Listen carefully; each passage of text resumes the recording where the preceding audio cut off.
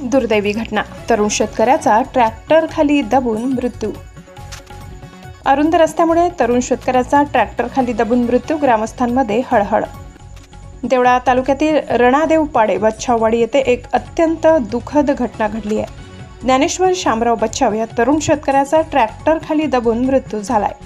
ज्ञानेश्वर बच्छाव हे शेतात नांगरडीचे काम करून ट्रॅक्टरने घरी परत येत असताना नाल्याच्या बाजूने असलेल्या अरुंद रस्त्यावर अंदाज चुकल्यामुळे ट्रॅक्टर नाल्यात उलटला। या भीषण अपघातात ज्ञानेश्वर ट्रॅक्टरच्या खाली दाबले गेले, त्यांचा घटनास्थळी मृत्यू झालाय।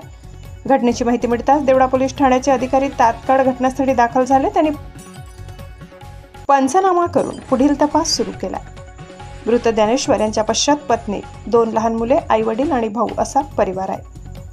या दुर्घटनेमुळे गावात शोककळा पसरली असून स्थानिक नागरिकांनी या अरुंद रस्त्याच्या कामाची तात्काळ मागणी केली आहे।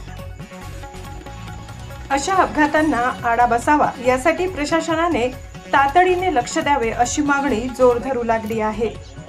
S9 TV प्रतिनिधी शरद भाटेवाल, महालपाटणे।